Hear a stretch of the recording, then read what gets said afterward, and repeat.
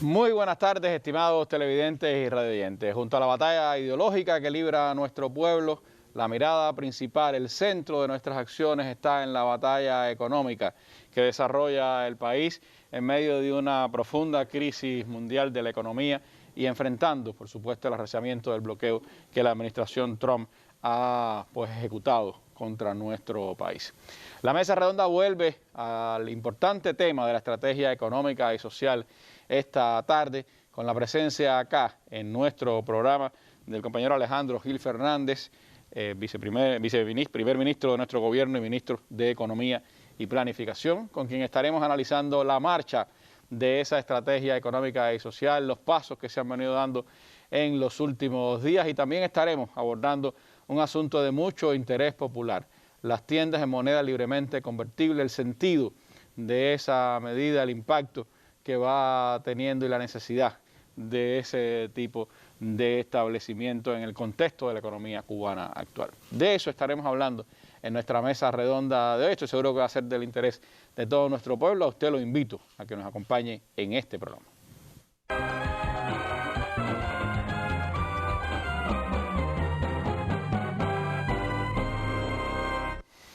Y antes de entrar en el análisis de los temas de la estrategia económica y social del país, les propongo, como es habitual, comenzar con nuestra sección La Noticia del Día. Hoy el presidente de la República, Miguel Díaz-Canel Bermúdez, intervino en la sesión especial de la Asamblea General de las Naciones Unidas sobre el combate mundial a la pandemia de la COVID-19 en el día en que estamos los cubanos y los latinoamericanos celebrando el Día de la Salud en esta región.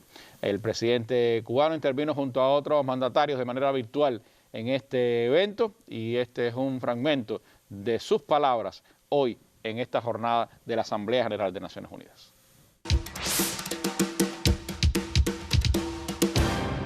Señor presidente, desde la aparición de SARS-CoV-2 y ante la amenaza de que se convirtiera en pandemia, Cuba elaboró un plan nacional para su prevención y control.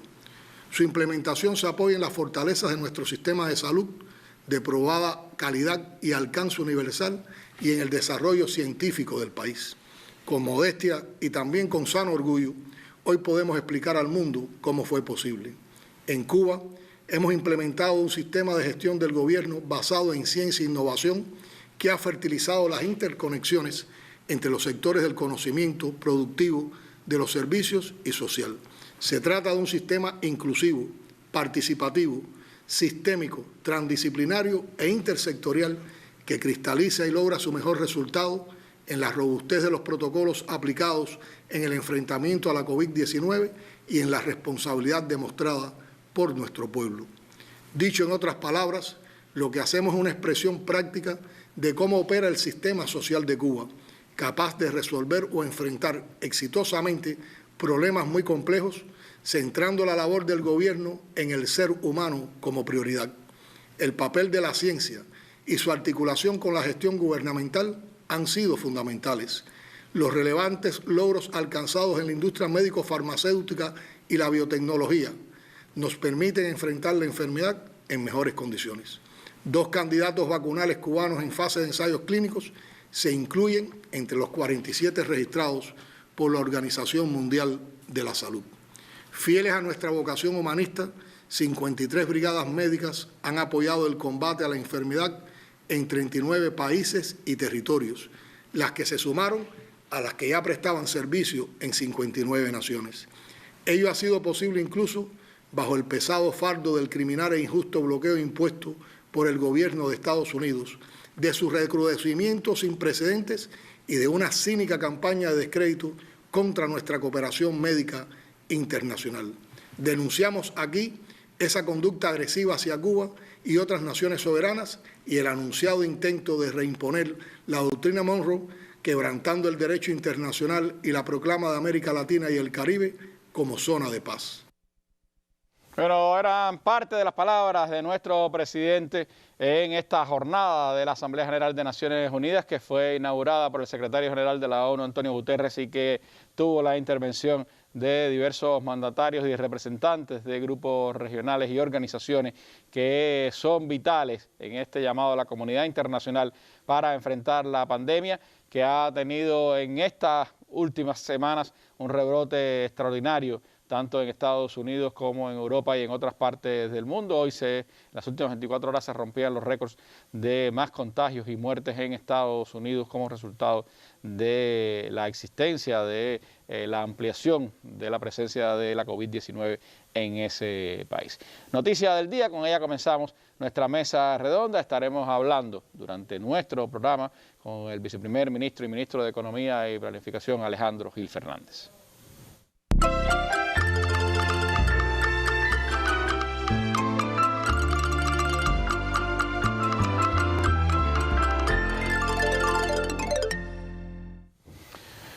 Bueno, la estrategia económica y social del país, un asunto al que la mesa redonda pues ha dedicado varios espacios para darle continuidad a ese elemento fundamental del periodo de recuperación en que el país pues ha estado inmerso después del combate más fuerte contra la presencia de la COVID-19. ¿En qué momento estamos, viceprimer ministro, de esta estrategia? ¿Cuáles serían los pasos más importantes que se vienen dando en las últimas jornadas, después de su última presencia acá con nosotros y la información que dio recientemente también a los diputados cuando la Asamblea en octubre? Es decir, ¿qué ha venido pasando en las últimas semanas?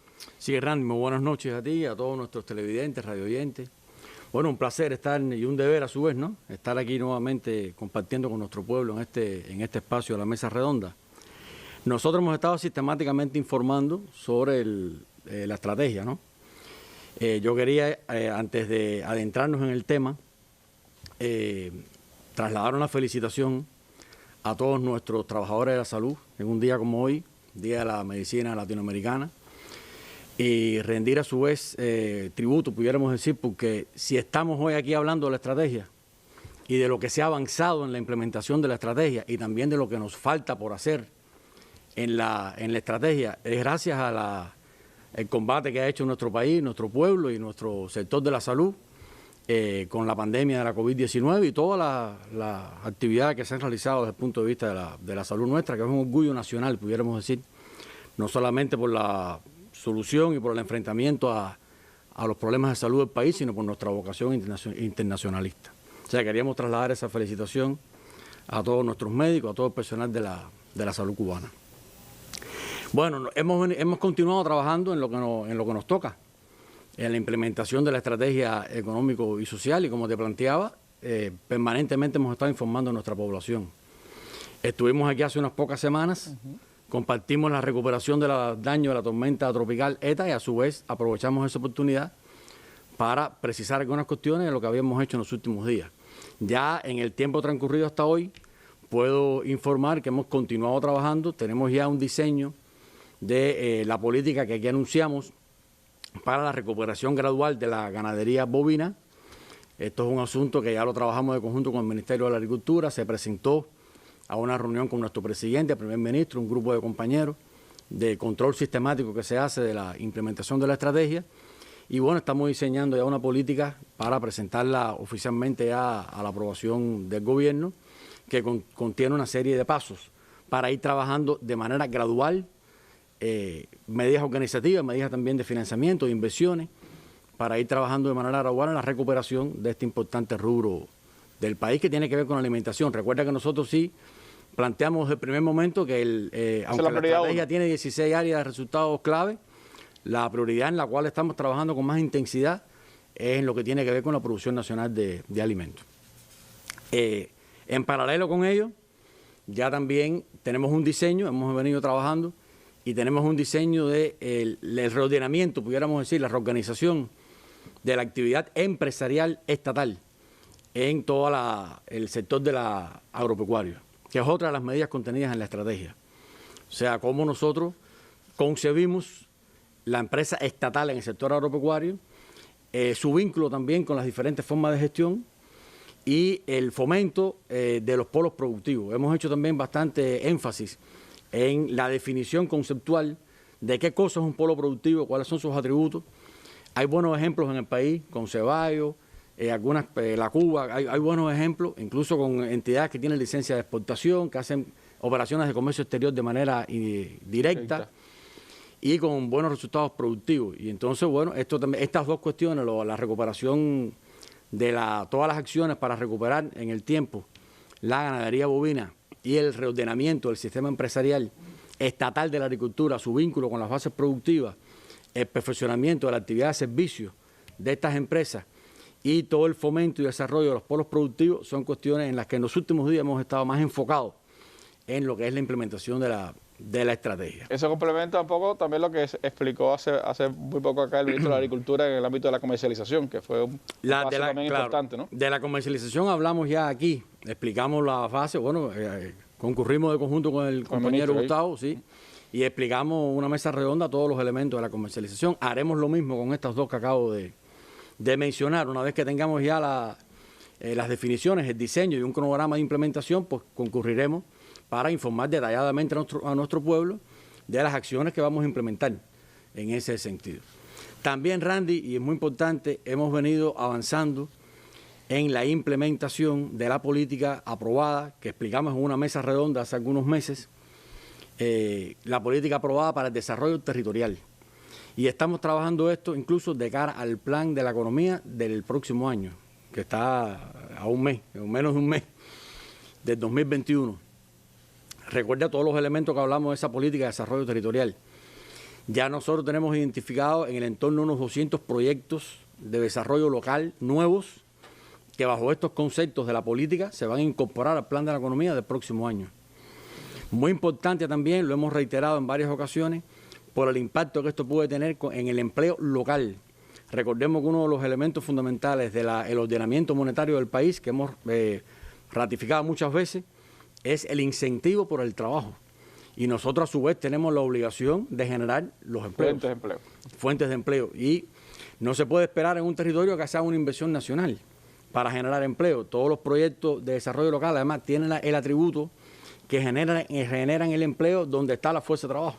O sea, tú puedes aprovechar una capacidad de fuerza de trabajo disponible para diseñar un proyecto local que aproveche los recursos endógenos del territorio, los propios del territorio, y poder entonces prestar bienes o servicios a la población o satisfacer determinada demanda o incluso exportar. Todo esto lo hemos estado desarrollando y de cara al plan 2021 ya hay un avance, pudiéramos decir, en concebir desde el diseño del plan proyectos de desarrollo local que se ajustan a esta nueva política que se aprobó. Es otro de los elementos. Sí, ¿sigue la academia participando en esos proyectos, Alejandro? Sí, correcto. Y las universidades, sobre todo en los territorios, los centros universitarios municipales, en apoyo a los gobiernos municipales también en todo este diseño. La participación de las universidades en esta tarea es clave. Es clave y se ha venido... Y hay mucho conocimiento en el país al respecto, muchas experiencias. Hay talleres que se están realizando. Compartimos aquí en la mesa redonda en su momento la experiencia de Pinar del Río. Pinar del Río, que es la más estuvo el doctor Carlos César aquí, sí. Pero bueno, eso se ha venido extendiendo en el país y nosotros tenemos mucha confianza en que la implementación de la política aprobada a raíz de la estrategia de desarrollo territorial y la vía de materialización de esa política, que son los proyectos de desarrollo local, nos den una dimensión diferente, más flexible, pudiéramos decir, de cara a funcionamiento económico con las estructuras de base.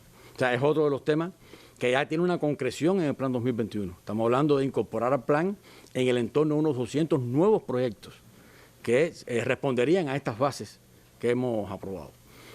Y también, bueno, como es lógico, en la época del año en que estamos, que coincide con la implementación de la estrategia, hemos venido avanzando ya y tenemos un diseño que presentaremos a la aprobación de nuestra Asamblea Nacional del Poder Popular en las próximas semanas ya. 16 está convocada la Asamblea. Correcto, del plan y el presupuesto del Estado de nuestro país para el próximo año.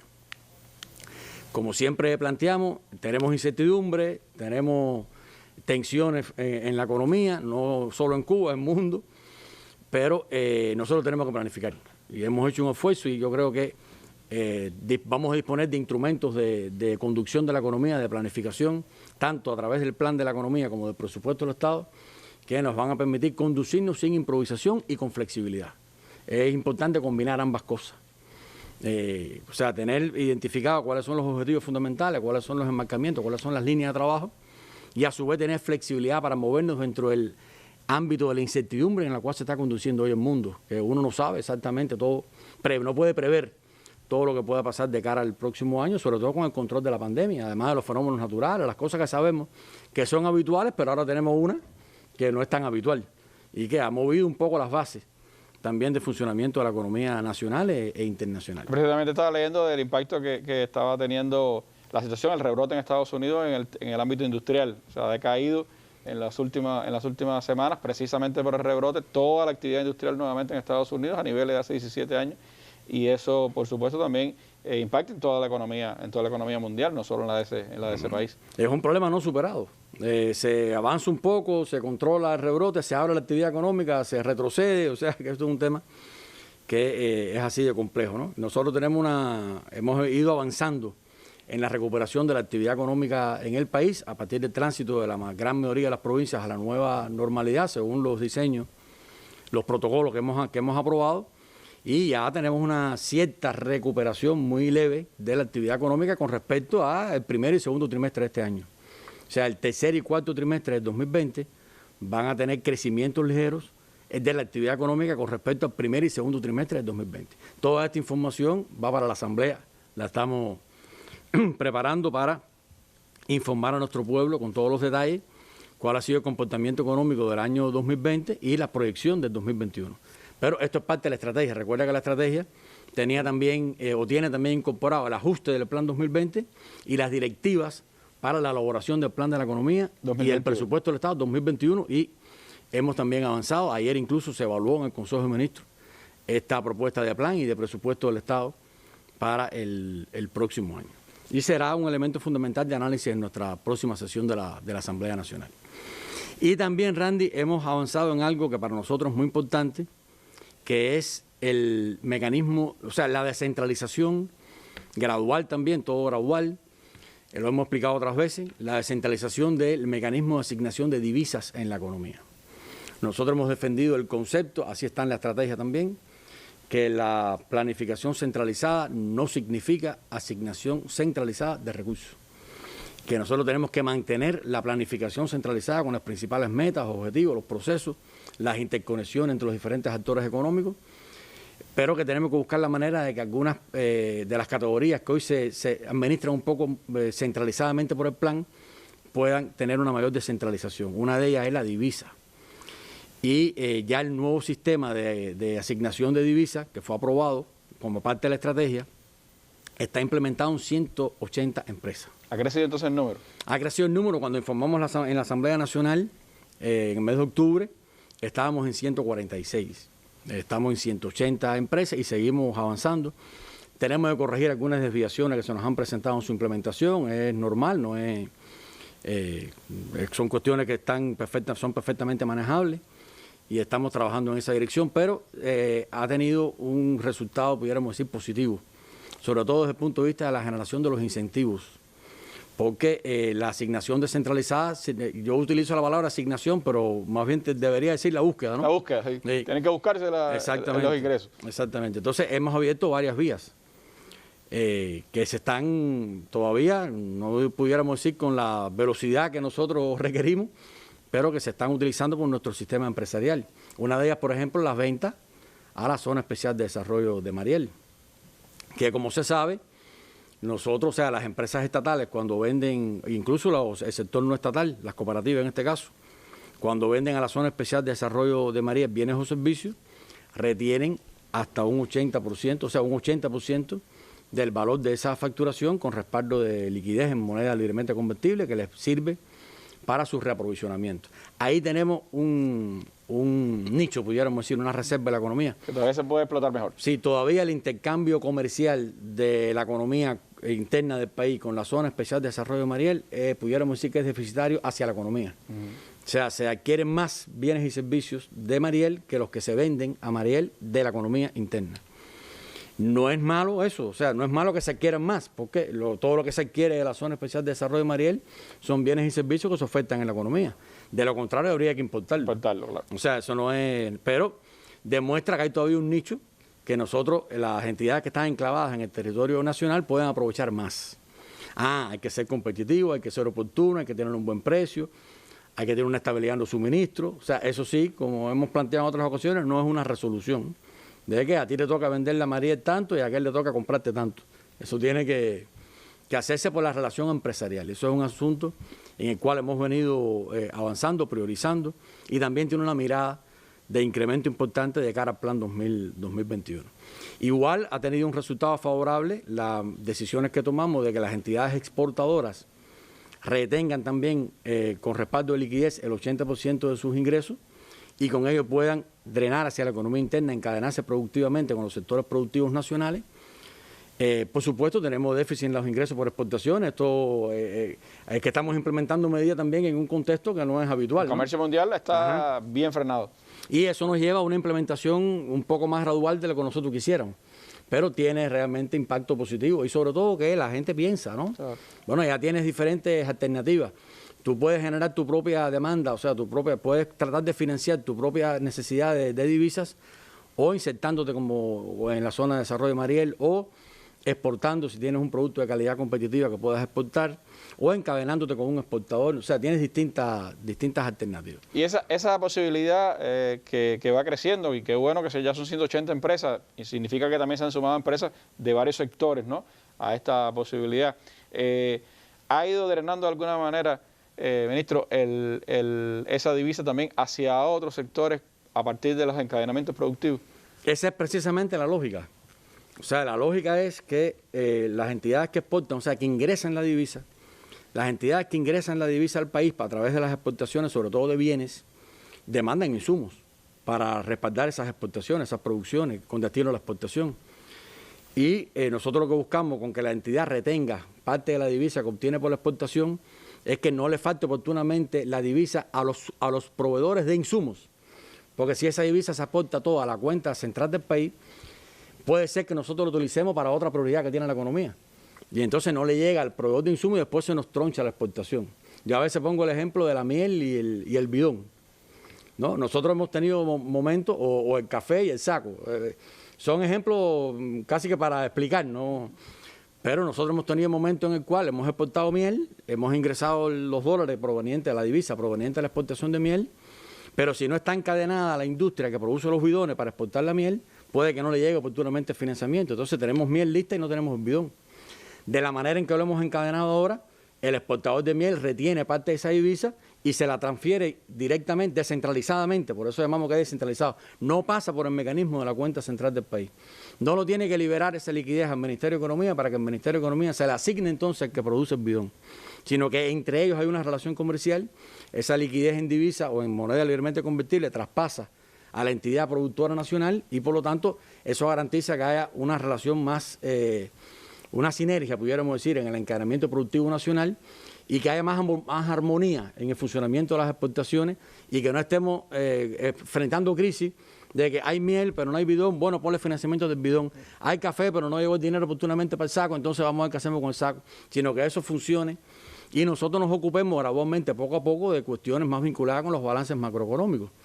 Y digo los organismos globales de la economía, claro, y no con la microeconomía directa o con la administración de recursos. Y el sector exportador entonces dinamiza sectores de la economía interna. Claro. ¿Qué pasa hoy? Que hay muchos exportadores, no muchos, pero hay exportadores con los cuales los niveles de exportación que tienen no le está dando suficiente recursos para que esto coja la velocidad que nosotros requerimos. Pero esto es gradual. Y la economía en la misma medida que se va recuperando va creando mejores condiciones para ello. Lo importante es lo siguiente, lo importante es que vamos avanzando y también en un cambio en la manera de hacer, en la manera de pensar, en la manera de reaccionar ante los problemas.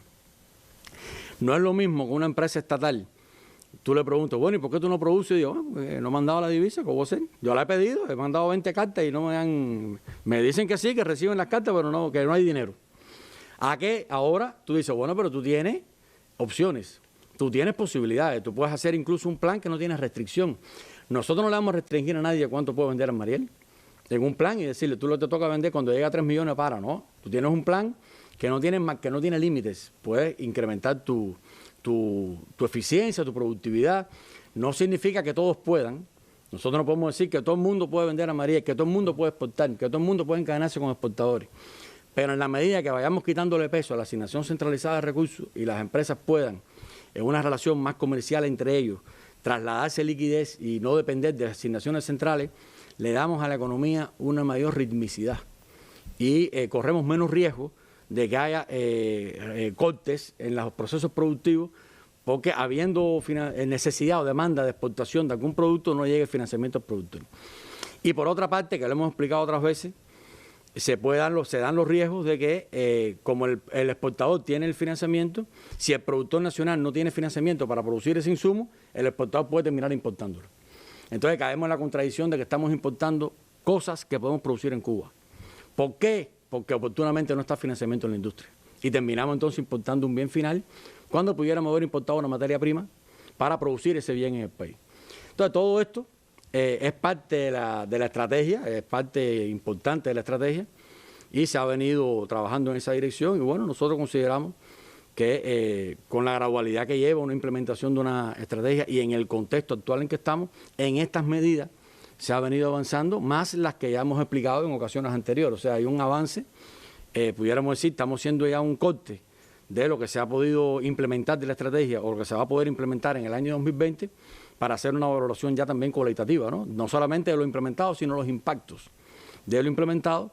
Y nos parece que, bueno, en estas cuestiones son en las que más hemos avanzado, al margen de las que ya hemos explicado, porque en la Asamblea Nacional dimos una información mucho más amplia, la pasada, quiero decir, dimos una información mucho más amplia de todo lo que se había ya venido haciendo en los diferentes sectores de la economía. Y eso se empata también con todas las nuevas medidas que se han implementado los 2 últimos años para fortalecer la empresa estatal, darle más posibilidades, más potencialidades. Ese es el sentido. O sea, el sentido es buscar mayor autonomía a la empresa estatal. Nosotros, como hemos explicado, tenemos que dar más flexibilidad y apertura en el sector no estatal de la economía, pero eso tiene que venir acompañado de más autonomía y flexibilidad en el sector estatal. Y al final tenemos que buscar, tenemos que ir creando las condiciones para que todos los actores económicos se desempeñen en similares condiciones. Es importante la palabra similares porque no hay iguales. No obligatoriamente a todo es igual. Los contextos son diferentes, pero condiciones similares que permitan incluso el encadenamiento entre ellos. Cuando las condiciones son muy distintas, cuando hay una ruptura, es parte de lo que nos pasa hoy con la dualidad cambiaria, ¿no? Y monetaria. Se trabaja con 2 tipos de cambio diferentes, es muy difícil la conexión. Pero bueno, en eso vamos avanzando. Por eso es clave el ordenamiento. Una de las cuestiones que el ordenamiento nos va a ayudar a resolver o a encaminar su solución es precisamente esa, ¿no? La posibilidad de generar un entorno monetario más favorable para el encadenamiento entre los diferentes actores que operan en nuestro modelo económico. Y en ese sentido, bueno, nosotros hemos venido dando pasos. ¿Qué pasa, Randy? Que los resultados no se ven tampoco de un día para otro. O sea, que lo hemos explicado aquí en otras ocasiones. Y es verdad que hay déficit de una serie de productos, hay déficit de oferta de alimentos, de medicamentos. O sea, la situación es compleja desde el punto de vista económico, pero nosotros no podemos decir que en 1 mes, 2 meses, 3 meses, 4 meses una problemática de esta se le da un vuelco completo, máximo cuando el país sigue enfrentado a las restricciones de ingreso en divisa que hemos tenido a partir de hace ya, empezamos más o menos a mediados, final del primer semestre de 2019 y se arreció después primero con todos los temas del bloqueo y después arreciamiento del bloqueo y después con la COVID, de lo cual no hemos salido. O sea, sigue ahí el bloqueo en pleno, cada vez con más presión y la COVID no estamos tratando de combatir con ello, ¿no?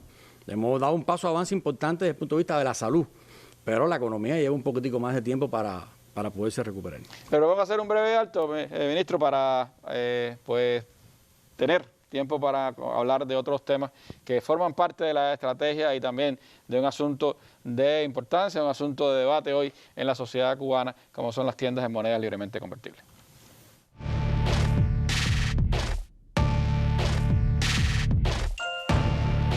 Un espacio para el análisis de los más importantes acontecimientos de Cuba y el resto del mundo. Con la participación de reconocidos analistas y personalidades. Mesa Redonda, más allá de la noticia.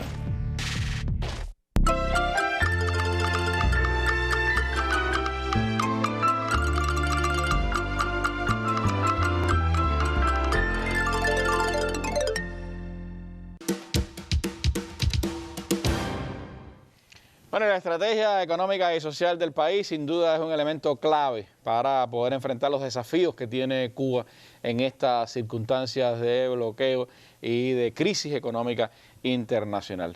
Pero junto con la estrategia, el país ha tenido que ir tomando determinaciones a partir de circunstancias, del contexto, de la difícil coyuntura en la que nos hemos visto inmersos. Una de esas decisiones, viceprimer ministro, ha sido la de abrir las tiendas en moneda libremente convertible en todo el país, un asunto que sin duda pues tiene un sustento que se ha explicado de alguna manera en estas mesas redondas, pero que también ha generado en la sociedad cubana pues opiniones diversas, también quizás ciertos cuestionamientos a determinadas acciones en ese sentido. Me gustaría en esta mesa redonda pues acercarnos a ese asunto tan polémico.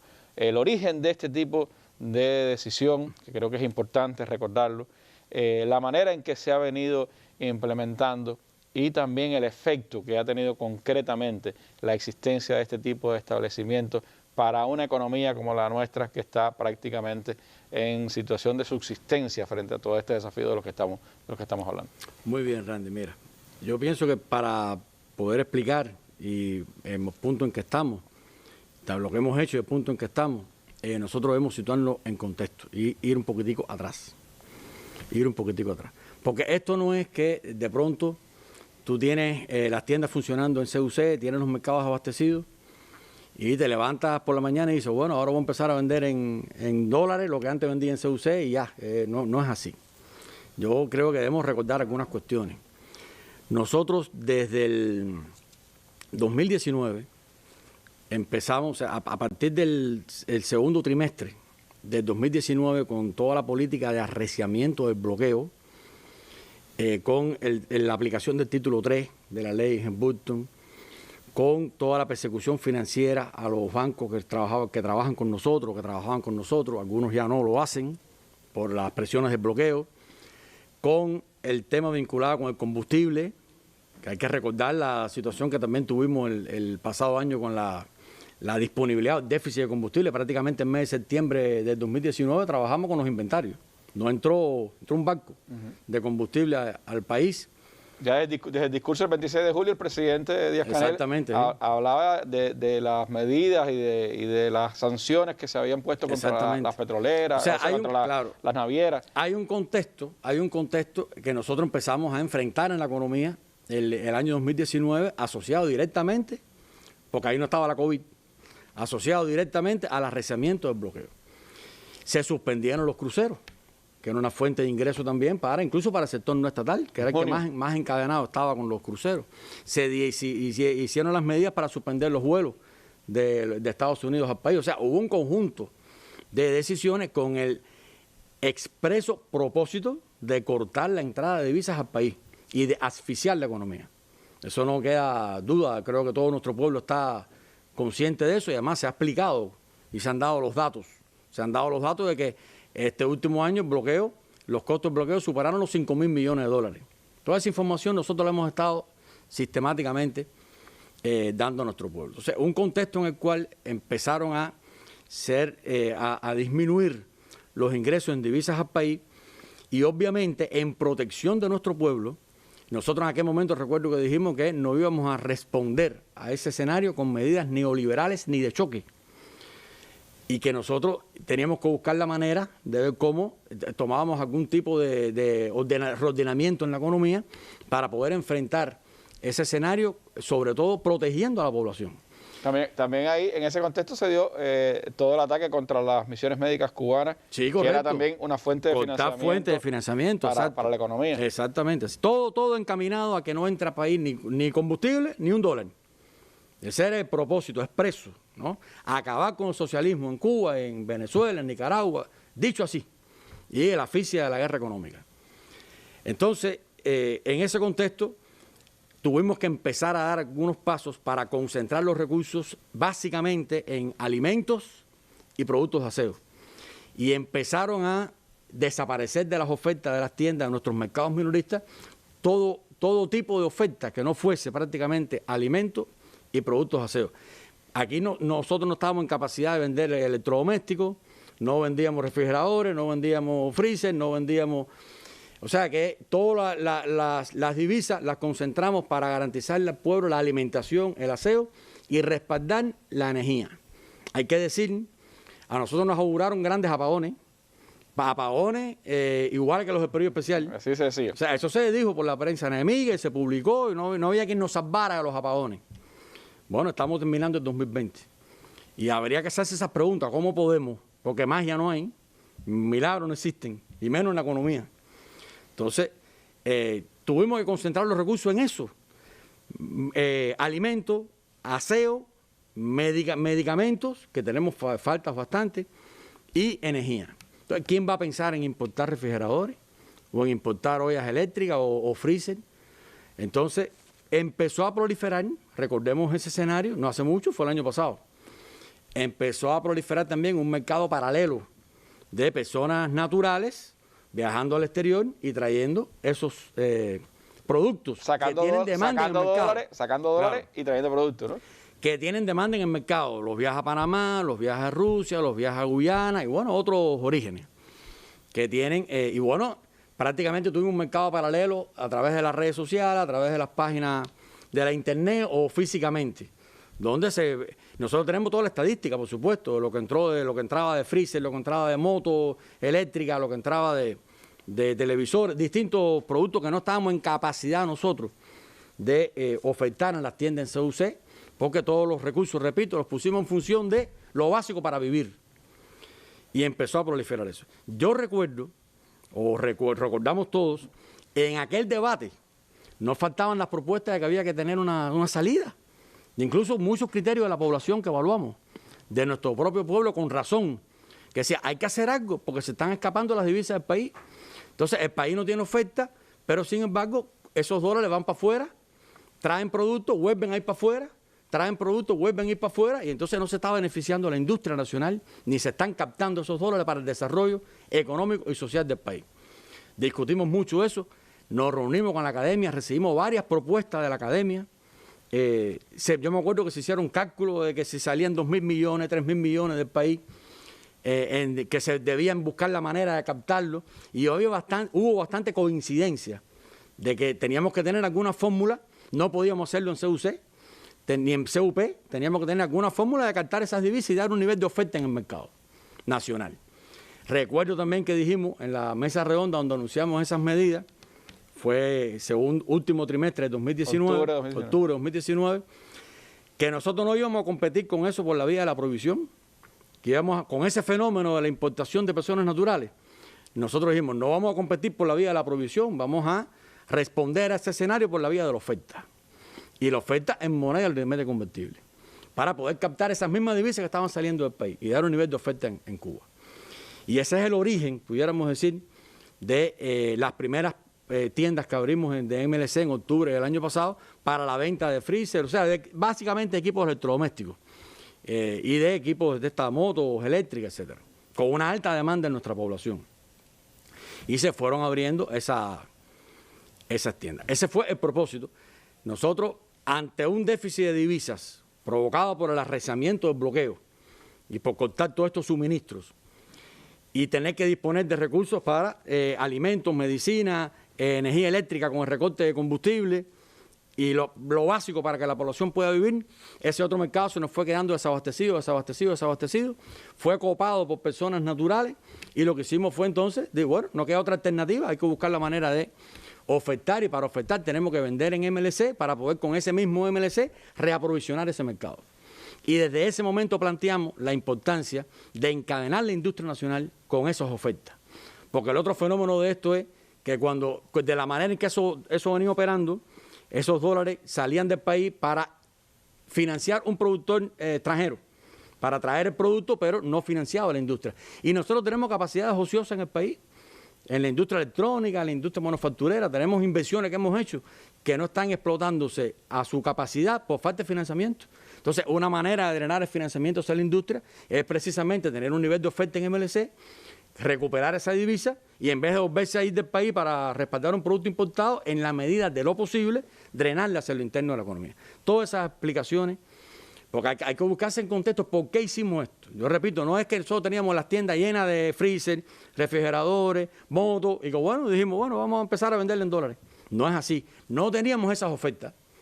Y era prácticamente todo o nada. O sea, o no tenemos las ofertas, o tenemos que tener un nivel de respuesta a esa demanda del mercado existe, esa demanda solvente que existe porque se estaban trayendo esos productos y se estaban vendiendo aquí, los estaban comprando los cubanos, y darle un nivel de respuesta a esa demanda solvente y captar esas divisas para el desarrollo económico y social del país. Hasta ahí una primera, pudiéramos decir, aproximación a este tema. Pero después vino la COVID y esa en el 2020 ya. Estuvimos trabajando en 2019 con ese mecanismo y en el 2020, primer trimestre, hicimos el plan 2020 que presentamos a la Asamblea Nacional. Y proyectamos un crecimiento económico del entorno entre un 1 o un 2%, a pesar del bloqueo, que sabíamos que en el 2020 iba a ser más duro. Recuerdo en esta misma mesa redonda dijimos, el año 2020 va a ser un año duro. Lo dijimos en enero, febrero, y explicamos las cuestiones vinculadas con el plan. Y no teníamos la COVID, pero sabíamos que iba a estar, se iban a tomar más medidas para tratar de destruir la revolución. ¿Y las EBURTO me influir en que la inversión extranjera Claro, siempre ese es el propósito. Ese es el propósito. Y bueno, sabíamos que iba a ser difícil para la inversión extranjera y que iba a ser difícil para materializar las exportaciones nuestras, que iba a ser difícil las relaciones con los bancos, y teníamos que sobreponernos a eso. Y no planificamos una contracción de la economía, planificamos crecer ligeramente, entre un 1 y un 2%. Por supuesto, no planificamos la COVID, ni nosotros ni nadie. Y apareció la COVID ya a finales del primer trimestre, sobre el mes de marzo, en Cuba. Bueno, en el mundo antes. En Cuba. ¿Y a qué nos condujo? ¿A qué nos condujo? A un escenario totalmente excepcional. Cierre de fronteras en el país. Paralización de una parte importante de la actividad productiva. Declaración de trabajadores interruptos.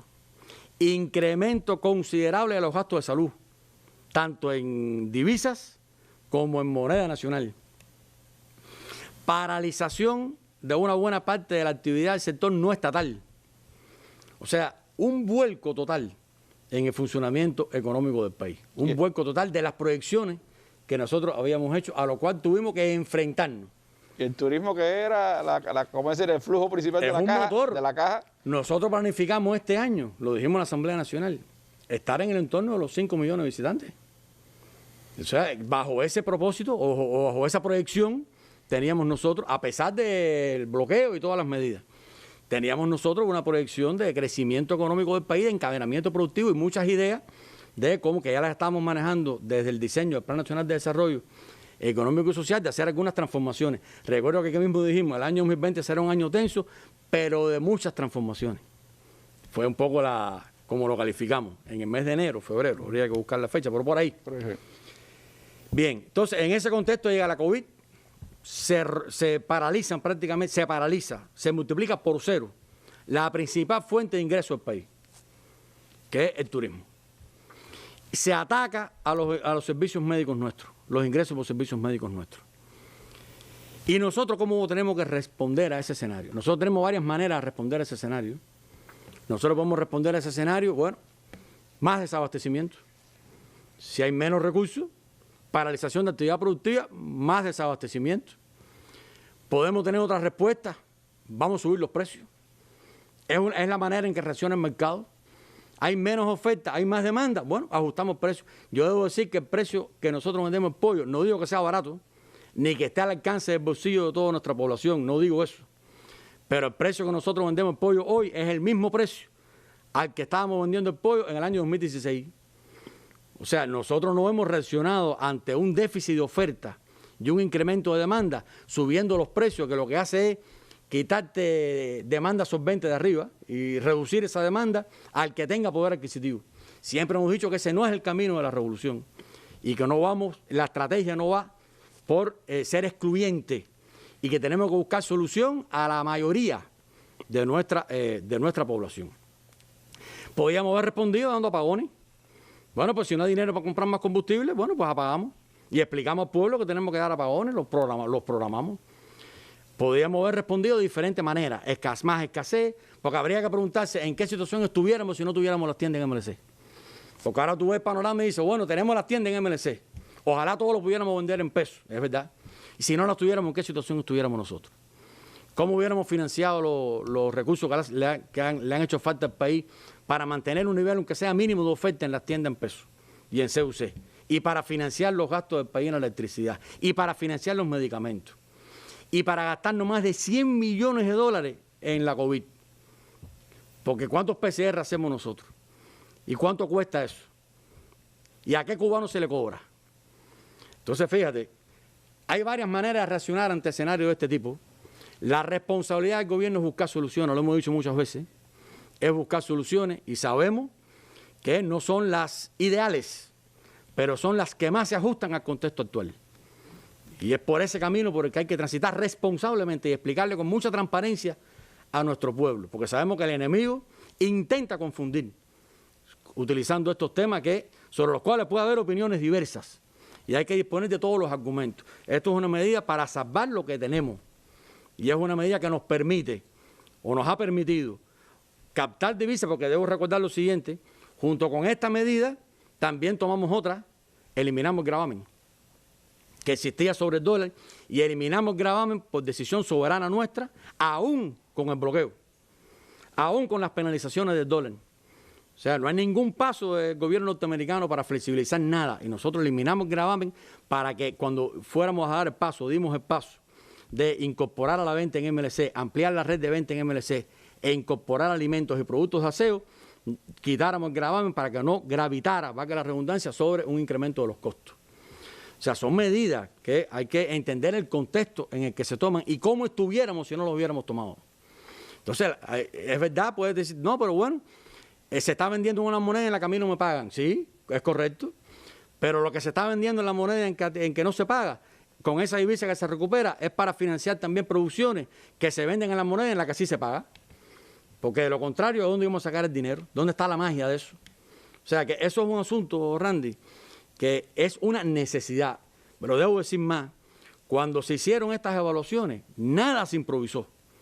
Cuando se hicieron estas evaluaciones desde mediados del segundo semestre del 2019, se creó un grupo de trabajo por el gobierno. Se hicieron varias reuniones, se evaluó la información de lo que se estaba importando para las personas naturales con la aduana, se identificaron cuáles eran los productos de mayor demanda, se tomaron todas las decisiones que debíamos tomar sin improvisación y con una evaluación de la situación real y de la manera en que podíamos responder a ella. Y cuando nos enfrentamos a la COVID, recuerda que lo explicamos aquí, cuando nos enfrentamos a la COVID, no nos enfrentamos tampoco a la COVID, o sea, a la solución de la COVID o al enfrentamiento de la COVID con improvisación. Dijimos, ante este escenario hay que responder con una estrategia. De ahí sale la estrategia. Hay que responder con un ajuste del plan 2020. Hay que responder con el diseño de las bases para elaborar el plan y el presupuesto del Estado del año 2021. Y hay que responder con una estrategia económica integral. No una medida aislada, una estrategia económica integral. Y dentro de esa estrategia se concibió entonces la ampliación de la red de ventas en moneda libremente convertible y la ampliación de los surtidos, incluyendo alimentos y productos de línea de aseo y buscando la manera y eliminando el gravamen para disminuir los costos. En un momento que ya empezaba a acentuarse más la escasez de alimentos en las tiendas en CUC por la propia falta de financiamiento para comprarlo, ¿no? La verdad es que cuando viene, ya desde el 2019... repito, empezó la escasez, concentramos los recursos en alimentos y productos de aseo, dejamos desprotegidos las ofertas de equipos electrodomésticos y otro tipo. Empezó entonces el mercado paralelo a funcionar con los mismos dólares del país, con los mismos dólares que traen los turistas, con los mismos dólares que entran a la economía. Empezó ese mercado paralelo a funcionar.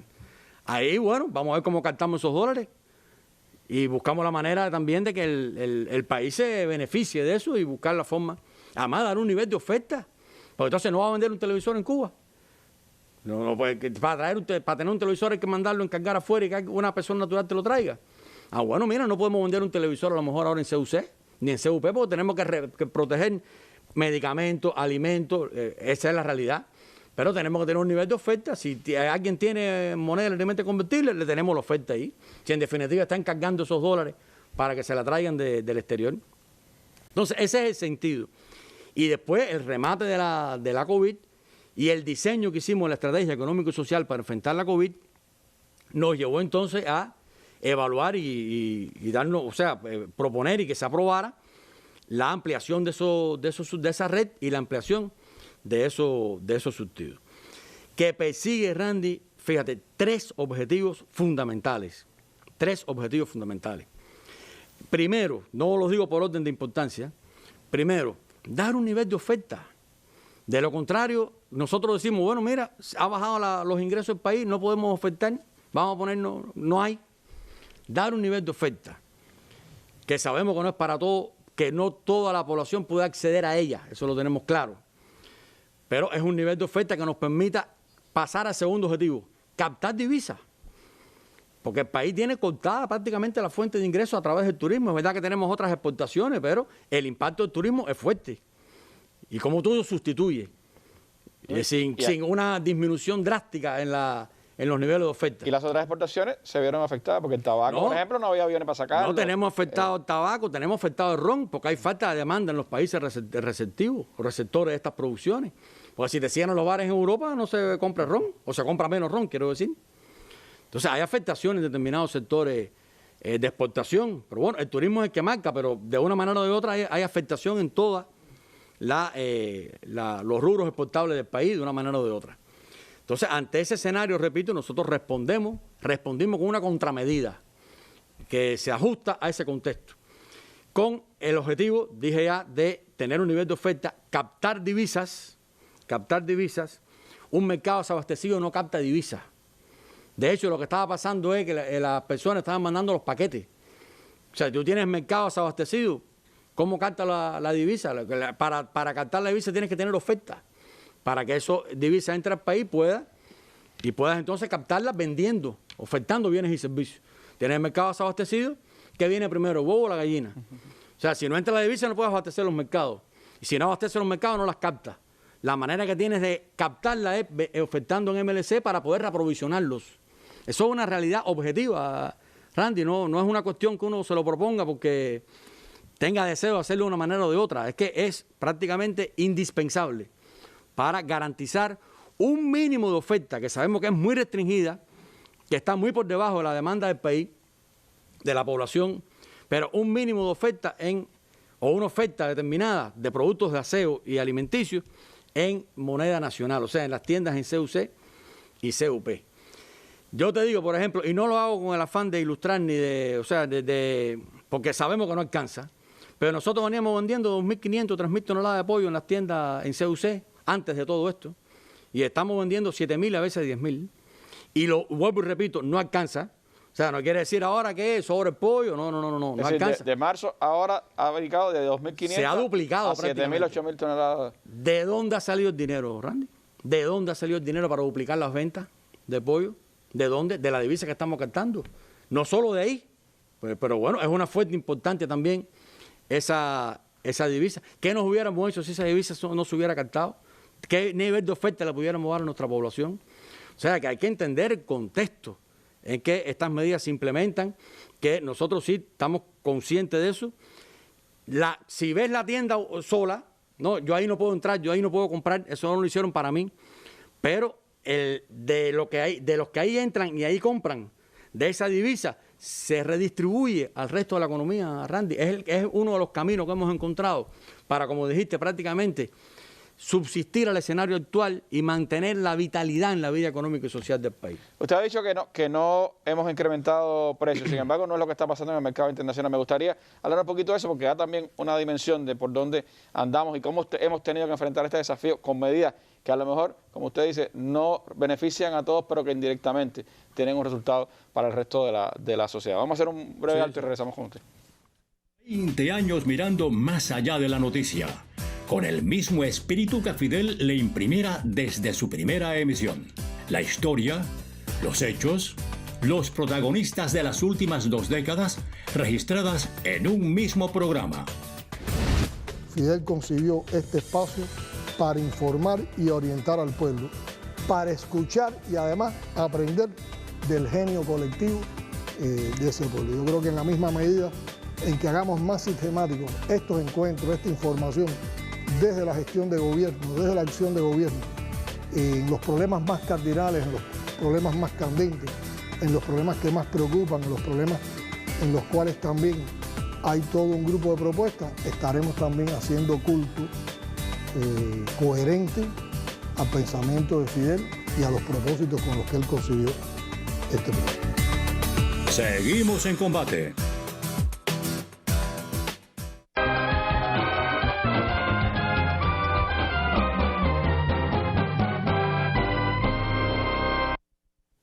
Bueno, viceprimer ministro, usted daba elementos que indican que la apertura y la ampliación de la red de tiendas en divisas es un asunto además que yo creo que todavía, desde los medios de comunicación, desde las empresas implicadas, debemos trabajar por incluso informar mejor sobre cómo se ha dado toda esa ampliación y la presencia que tiene hoy en la sociedad cubana esta red de tiendas. Pero su objetivo fundamental, como usted ha señalado, pues va encaminado a dar oferta, a captar divisas y también a redistribuir después esa divisa en el consumo de toda la sociedad. ¿Qué ha pasado con el mercado al que nos hemos tenido que enfrentar? Es decir, ¿cómo el país ha podido garantizar ese crecimiento de miles de toneladas de pollo que se venden de más ahora en el mercado cubano, aunque no satisface toda la demanda, como usted dijo? ¿Cómo se puede garantizar las toneladas de arroz para que llegue el arroz a todos los ciudadanos cada mes en la bodega, o los frijoles, o los chícharos, o lo que se puede dar mes por mes, y que el primer día de cada mes está allí en cada uno de los establecimientos del país? ¿Cómo enfrentamos todo ese desafío? Mira, Randy, para referirnos a eso, yo creo que es válido, nuestro presidente muchas veces lo plantea, nosotros pensamos en términos de 11,2 millones de cubanos. O sea, nosotros no, cuando nos enfrentamos a un desafío como este, estamos pensando siempre en la mayoría y en la totalidad de la población. Entonces, yo traje algunos datos para ilustrar lo que me preguntas. Por ejemplo, mira, Randy, arroz.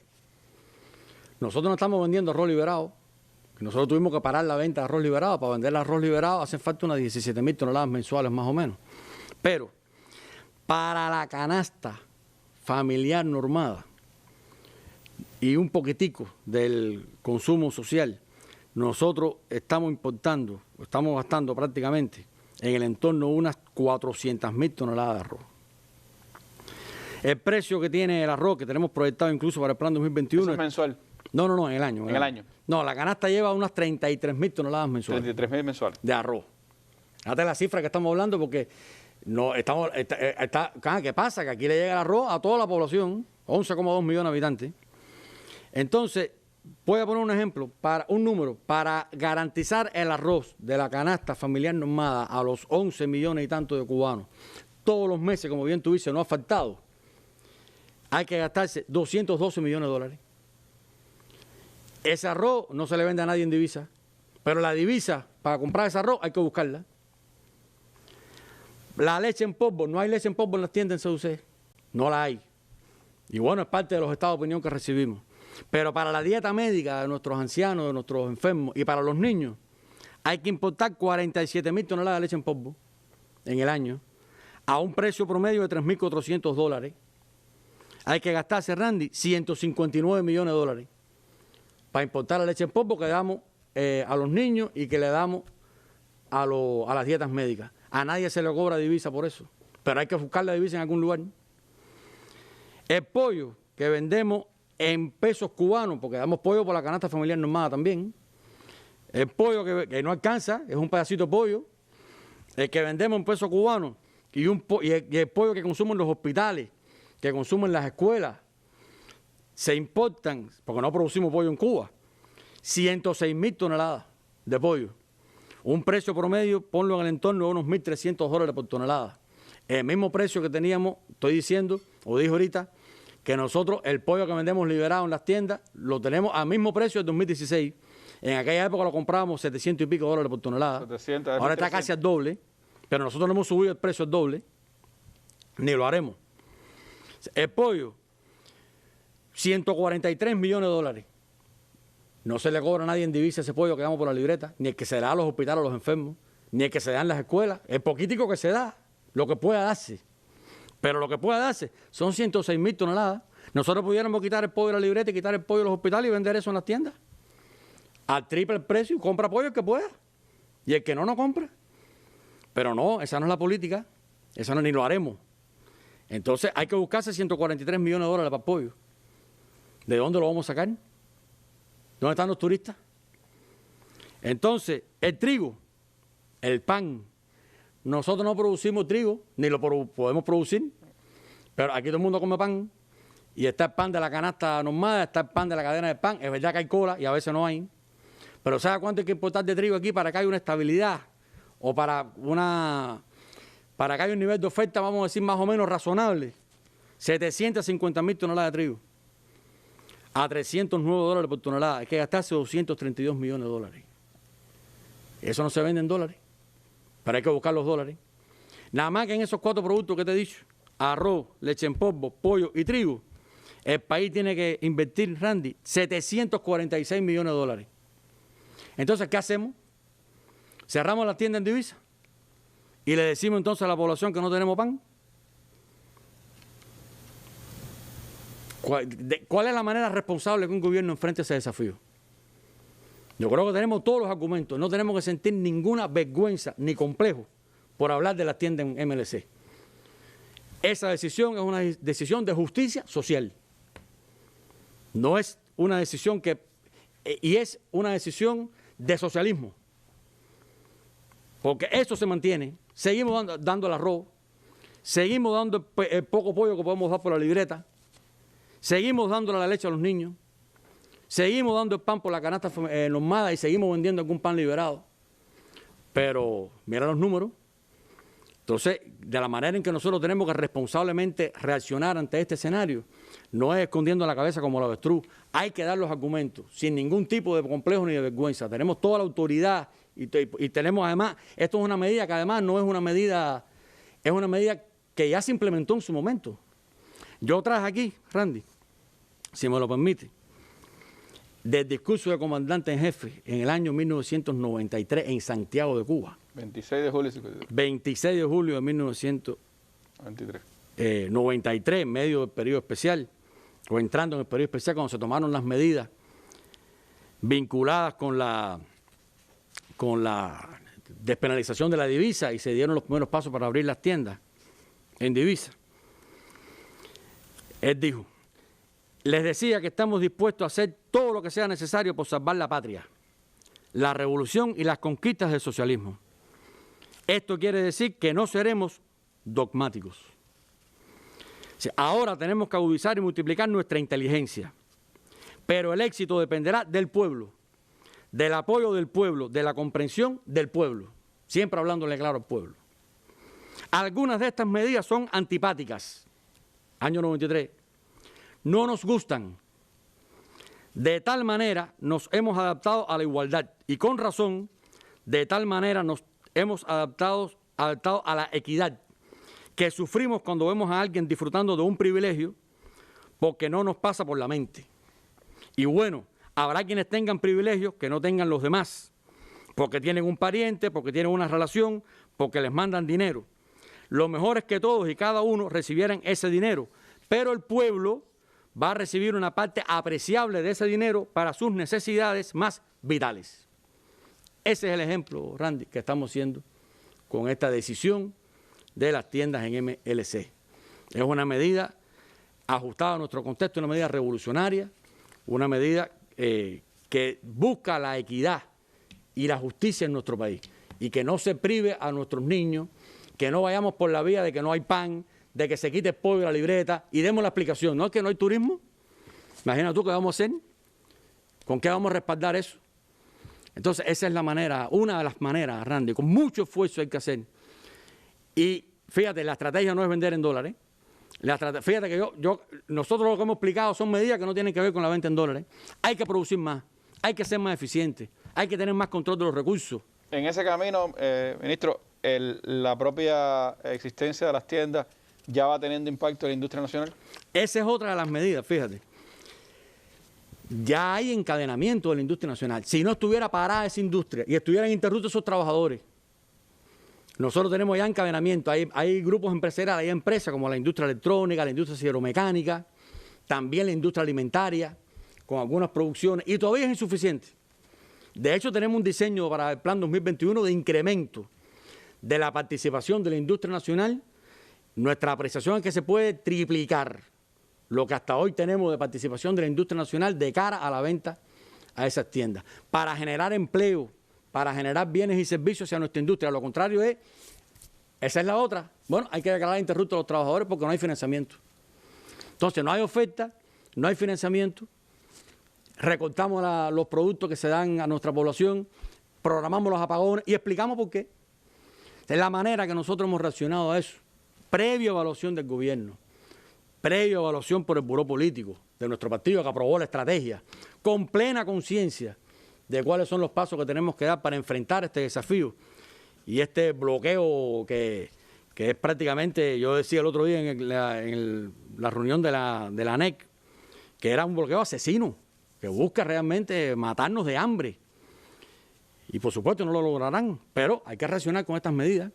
Entonces, nosotros tenemos que construir la unidad de nuestro pueblo en torno a estas decisiones y no dejarnos confundir por el enemigo, que intenta dividirnos, que intenta fundamentarlo de una manera totalmente diferente, que intenta presentarlo como medidas de choque, como medidas de sálvese quien pueda, como medidas de desesperación, como medidas que no se ajustan a la política de la revolución. Todo lo contrario. Son medidas que las estamos haciendo pensando en la mayoría, en cómo sustentamos un nivel de oferta para la mayoría de nuestra población. Y no es casual que el enemigo utilice las tiendas en divisa para sus campañas. Y no es casual tampoco, mucho menos casual, que el enemigo interrumpa las remesas, acusando a Fincimex de ser una empresa militar. No. Ellos saben que lo que estamos haciendo, que con lo que estamos haciendo nosotros subsistimos y que la manera en que nos hemos empleado, ellos no sabrán bien cómo, pero de la manera en que nos hemos empleado, estamos aquí y seguiremos. Y como parte de eso, por supuesto, todo ese andamiaje de medidas punitivas va acompañado también de acciones en el campo mediático, de inducir mensajes. Hay dos elementos que me parece importante que de alguna manera escuchar su criterio. Por un lado, se ha inducido la opinión de que esta extensión o esta apertura de nuevas tiendas en MLC, el crecimiento de esa red de tiendas en MLC y el futuro paso hacia la tarea ordenamiento, significará que todas las tiendas van a pasar en MLC y que no va a existir otro tipo de tiendas en el país. Sobre eso me gustaría escuchar su opinión. El otro elemento que se intenta inducir y que quien oyó la primera parte de la mesa lo entenderá, pero un elemento que se intenta inducir es que el país solo vive de la remesa y que no hay una capacidad de generar una dinámica económica y no hay una capacidad de mirar hacia otra cosa que no sea poner las remesas en función de la economía. Es decir, no se hace más nada en la economía cubana que vivir de las remesas. Bien. Primero, es totalmente falso que en el momento en que se elimine el peso cubano convertible, o sea, el CUC, todas las tiendas que actualmente ofertan bienes, productos en CUC, van a pasar a MLC. Eso es falso. Eso es... no tiene otro calificativo. No es lo que va a pasar. No es lo que va a pasar. Eso es un primer elemento que hay que plantear. De hecho, cuando aquí concurrió el compañero Marino Murillo y se explicaron las cuestiones vinculadas con la tarea de ordenamiento, él planteó, yo recuerdo eso, él planteó que en el paso a la tarea de ordenamiento, las tiendas en CUC pasarían a operar totalmente en pesos cubanos y los precios se mantendrían en el entorno de los actuales. ¿Eso es justicia social, Randy? Nosotros en este escenario, bueno, podemos o podríamos haber tomado otras decisiones, pero no es ese el camino. Entonces, eso es falso, eso es una información malintencionada, como muchas otras que han aparecido incluso como fuerza en estos días, y no es esa la estrategia. Y, por supuesto, el país no vive solo de la remesa. El país tiene también, hemos hecho inversiones. Nosotros de cara al Plan 2021 tenemos una proyección de crecimiento ligero, porque no se pueden dar saltos de dos veces y 3 veces. Pero tenemos una proyección de crecimiento de nuestras exportaciones. También estamos haciendo inversiones importantes en la producción nacional de cemento, estamos haciendo inversiones importantes en la ampliación de la producción de acero, estamos haciendo inversiones en la producción de alimentos, fábricas de pienso, estamos haciendo fábricas de pienso incluso de inicio porcino en Santiago de Cuba, estamos haciendo fábricas de bioproductos, una en La Habana y una en Villa Clara, para incrementar la producción nacional. O sea, entonces estamos trabajando en el incremento de en las inversiones que nos generen incrementos productivos. Y no estamos apostando a que el desarrollo del país transita por la remesa. La remesa es una fuente de ingresos que no podemos, ni podemos ni tenemos por qué renunciar a ella. Ningún país del mundo que no se ha desarrollado renuncia a la remesa. Exactamente. ¿Qué pasa en nuestro entorno? Exactamente. Y estamos apostando a una recuperación gradual del turismo. O sea, nosotros tenemos un diseño de una estrategia de desarrollo económico y social del país que no se basa en la remesa. Pero la remesa, evidentemente, en un contexto como este, yo vuelvo al contexto, donde el turismo se multiplicó por 0, la remesa es una fuente de ingresos que en su participación estructural en la economía gana peso, porque las otras fuentes de ingresos se disminuyen. Y hay que buscar la manera entonces de ver cómo esa disminución en cierta medida se compensa, o sea, muy ligera quiero decir, se compensa con un incremento de la remesa. Y vuelvo al mismo punto, no se captan remesas con mercados desabastecidos, sencillamente así. Y vuelvo al punto entonces de que si el mercado está desabastecido, los dólares no van a venir para el Estado, van a salir del país para reaprovisionar esos mercados porque hay una demanda que busca productos porque los necesita.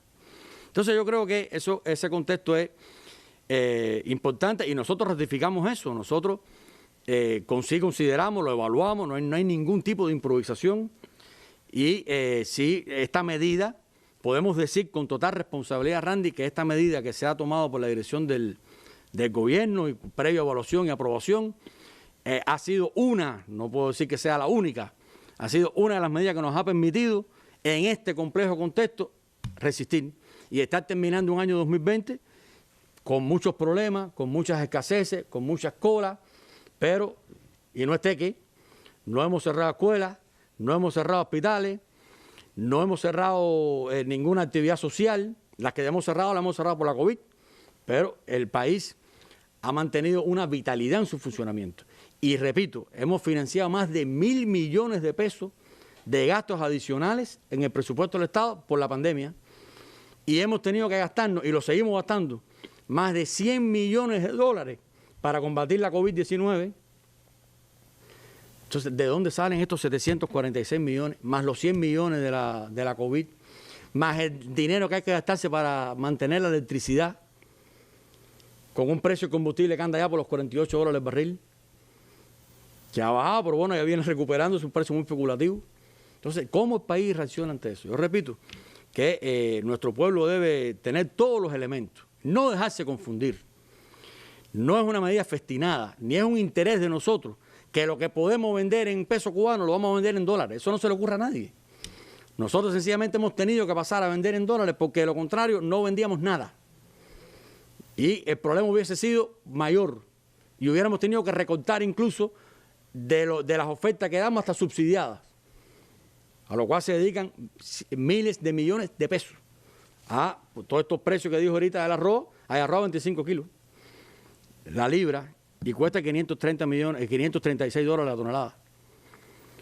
Pero bien, esa es la política de la revolución, no nos quejamos de eso, todo lo contrario, y ojalá tuviéramos más. Y la estrategia va en el sentido de producir más, ofertar más. Incluso ayer en la discusión del Plan 2021 decíamos, la meta nuestra no es el plan, es la demanda. Es un elemento porque una también de las contradicciones o de los problemas que la gente percibe es que por un lado hay un suministro, una presencia de productos en las tiendas en MLC y hay ciertamente un desabastecimiento en las tiendas. Correcto. En CUC, que Correcto. Tiene que ver con esta dinámica de la que estamos hablando. El Plan 2021 de alguna manera prevé algún crecimiento, algún avance en ese ámbito del consumo interno. El Plan 2021 acompañado también, fíjate, aquí la clave, yo vuelvo a repetir que no es magia, la clave es que nosotros tengamos la capacidad de controlar la pandemia, que no nos rebrote y tengamos que retroceder en lo que ya hemos avanzado y que por esa misma vía tengamos la capacidad de ir creciendo gradualmente, recuperando gradualmente la actividad turística, que podamos ir ampliando algunas exportaciones que hoy tenemos. Nosotros tenemos, por ejemplo, contenedores de carbón que no hemos podido exportar, para poner un ejemplo, y tenemos contenedores de ron. O sea, que hay una... Y el plan del 2021 sí concibe un crecimiento gradual de los niveles de oferta en moneda nacional, en CUC, bueno, CUC o moneda nacional, yo digo moneda nacional, las dos son moneda nacional. Las dos son moneda nacional. Pero evidentemente nosotros estamos lejos de satisfacer la demanda. O sea, aquí la problemática está asociada a cómo la economía se recupera. Nosotros estamos proyectando un crecimiento económico para el 2021, pero sobre una base del 2020, que es una base en la cual hay contracción. Claro. O sea, que la situación económica no es... nosotros no vamos a resolver de un día para otro esta problemática, pero sí debemos, si tenemos el control de la enfermedad y podemos mantener una gradual recuperación de la actividad económica, debemos ir avanzando hacia adelante y no retrocediendo, sino avanzando.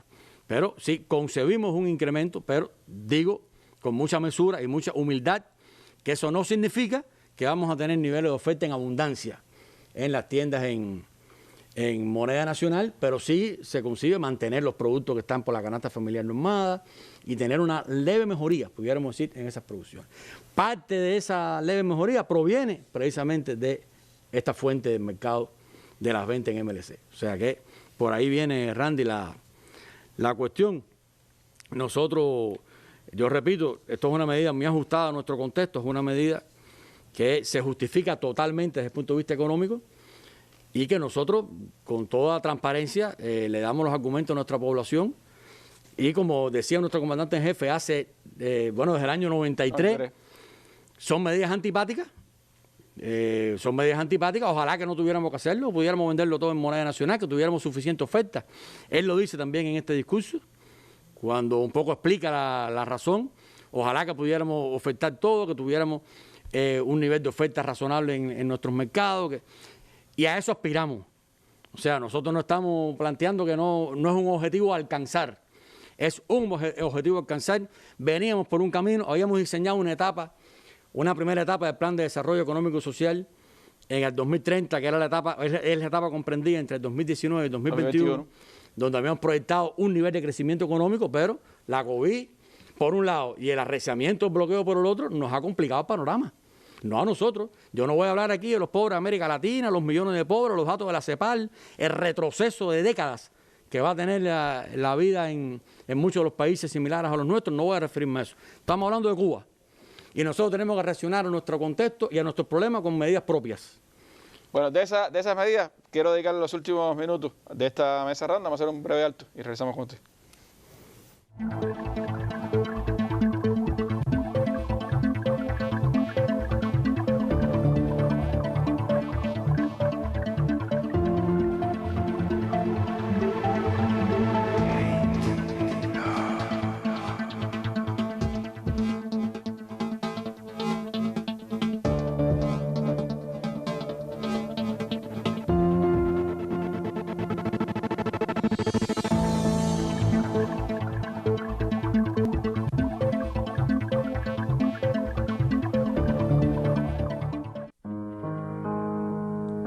Fidel, soldado de las ideas.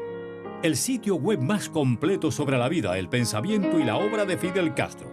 Sus discursos, reflexiones y otros artículos. Una cronología de los más relevantes hechos de su historia revolucionaria. Un compendio de sus viajes por el mundo llevando la voz altiva de su pueblo. Una amplia recopilación de fotos y videos de importantes momentos de su vida. Libros, afiches, opiniones de personalidades de todo el mundo, todo ello en www.fidelcastro.cu.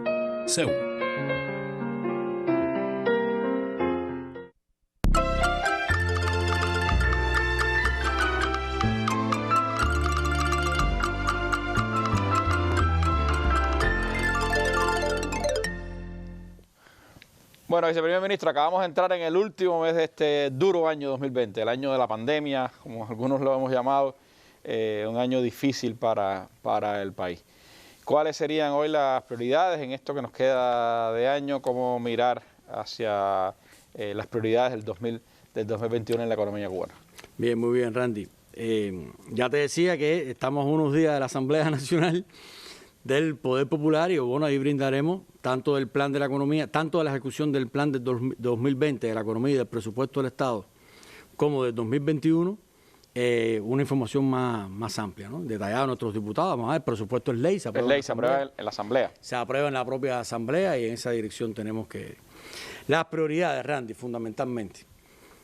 La implementación de la estrategia es una prioridad, lo ha planteado nuestro presidente. La estrategia consigue más de 300 medidas.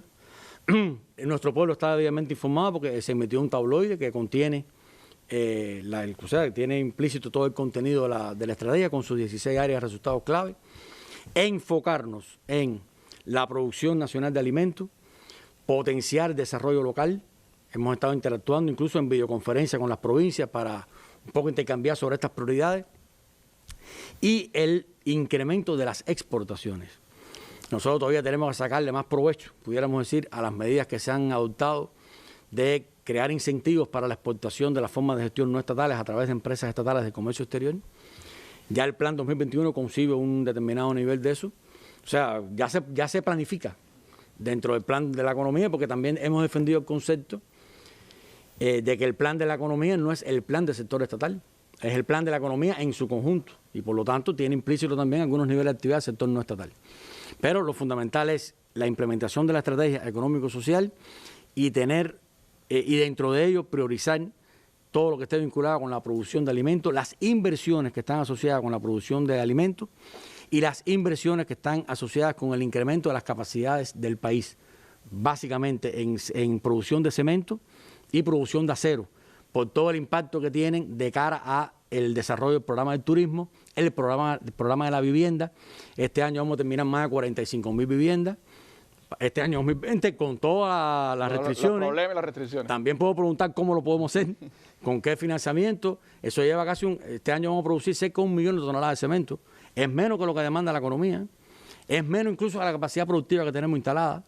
Pero nos ha permitido, lo que quiero decir es que no estamos en cero y que de alguna manera se ha venido avanzando en esa dirección. Entonces, la producción nacional de alimentos para incrementar ofertas y sustituir importaciones. Yo diría 3 cuestiones fundamentales. La producción nacional de alimentos para incrementar las ofertas es muy importante para el equilibrio monetario del país también. Tenemos ciertos rasgos, o sea, ciertos niveles de desequilibrio precisamente asociados al déficit de oferta, al incremento de circulante. Recordar que el año pasado también incrementamos los salarios del sector presupuestado. No teníamos calculada la COVID. Pero bueno, todos esos son desafíos que se enfrentan y que por lo tanto hay que asimilarlos y hay que buscarle solución. Pero la producción nacional de alimentos y también todo el tema del desarrollo local. Nosotros le damos una gran importancia a la implementación de la política de desarrollo territorial, repito, por el incentivo que genera los efectos del empleo y también por la posibilidad que tenemos de aprovechar recursos endógenos y fortaleza que tenemos en los territorios, que son niveles de actividad que no dependen de divisas. Todo aquello que nosotros podamos hacer que no tenga un alto componente importado es una prioridad para el país en estos momentos. Es muy fácil decir, no, yo tengo que hacer tal cosa, pero me tienen que dar la divisa porque tengo que importar los insumos. Sino que hay que buscar la manera de ver cómo avanzamos en ese sentido. Y el incremento de las exportaciones. Este año 2020 tenemos un retroceso en las exportaciones. En los ingresos por exportaciones del país se han visto afectados. Ya lo expliqué, no lo voy a repetir, pero el turismo es el vital. Y bueno, otros rubros también exportables que han tenido afectación. Nosotros debemos enfocarnos en recuperar lo más posible las exportaciones de bienes y servicios del país, en aumentar la producción nacional de alimentos. Tenemos ya niveles de actividad superiores el año que viene que este año, los informaremos en la Asamblea. Vamos a producir más arroz, vamos a producir más frijoles. Tenemos que trabajar más y tenemos que poner suplaguicidas, porque bueno, viene una plaga, nosotros sabemos los riesgos que tiene la agricultura, pero en el diseño del plan, y es lo que hemos conciliado hasta ahora con el Ministerio de la Agricultura y con la base productiva, tenemos un incremento en los niveles de producción de arroz, los niveles de producción de frijoles, los niveles de producción de maíz, para sustituir importación. No puse aquí el maíz, ni la harina de soya, que son alimentos animales fundamentalmente, que también tienen un impacto y que es parte de los problemas que tenemos con la carne de cerdo. Con la carne de cerdo, la falta de carne de cerdo. Exactamente, o sea, la base alimentaria que no hemos podido disponer de todos los recursos para importar todo el maíz necesario y la proteína a través de la harina de soya para los piensos animales.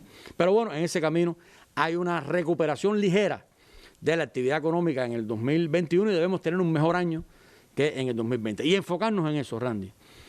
Mirar hacia nuestras propias fortalezas, incrementar la producción nacional de alimentos, buscar la forma de desarrollarnos más territorialmente y buscar más autonomía hacia los gobiernos territoriales. En eso estamos también trabajando. Y también un tema, Randy, que es el control sobre el tema de los precios, que es otro asunto sobre el cual ya hemos venido tomando un conjunto de medidas, porque en nuestra apreciación el solo anuncio, la escasez está, y sabemos que la escasez genera inflación. Pero el anuncio de que estamos acercándonos al proceso de unificación monetaria y cambiaria y que eso va a generar un aumento en los niveles de precios, porque a su vez va a estar correlacionado o correspondido con un incremento de los salarios, ha conducido a una base especulativa en la cual han subido los precios sin que se hayan subido los salarios. Los precios se robaron la arrancada. Se han adelantado, sí, se han adelantado. Sin justificación. Porque si la justificación es la escasez, esa no es justificación. Porque mira lo que el gobierno hace y mira la forma en que el gobierno tiene que reaccionar para proteger a la población. Entonces, a este combate tenemos que unirnos todos. Esto no es un combate nada más que de los 3 o 4, sino es un combate de todo el pueblo. Y por eso estamos convocando a toda nuestra población y tenemos que hacer una arremetida contra el incremento injusto de precios, sin justificación. Podemos justificarlo teóricamente. No es que hay más demanda y como hay más demanda, bueno, pues yo vendo más caro lo que tengo.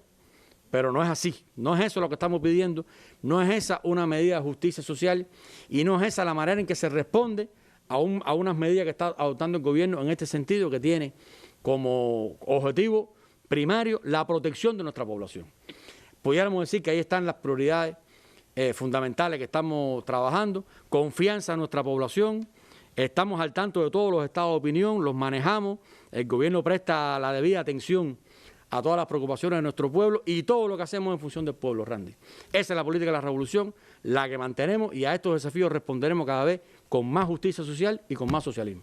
Muchísimas gracias, viceprimer ministro, por su presencia hoy en nuestra mesa redonda, por todos estos elementos para el análisis necesario de nuestro pueblo, sobre las circunstancias en las que estamos viviendo, sobre la manera en que hay que enfrentar esos desafíos y sobre las medidas que quizás no sean del agrado de toda la población, pero cuyos resultados van directamente encaminados a sostener el nivel de vida de la población, a enfrentar el desafío económico que tiene este país. Medidas sin duda para también el análisis, el debate, la opinión de cada uno de nosotros. Muchísimas gracias por su información y nosotros nos vemos en una nueva mesa redonda. Me despido con las imágenes del día dedicada al agradecimiento a todos los trabajadores de la salud en este Día de la Medicina Latinoamericana. Médicos y no bombas, como nos dijo Fidel.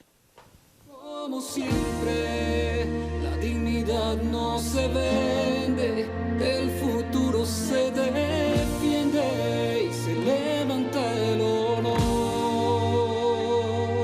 Como siempre, ídolos de batas blancas burlan todas las barrancas de la muerte y el horror. Gracias por cuidarme sin reproche, por eso es que cada noche yo te aplaudo en mi balcón. Gracias por la cura que trajiste, porque no me sienta triste y alegrar mi corazón.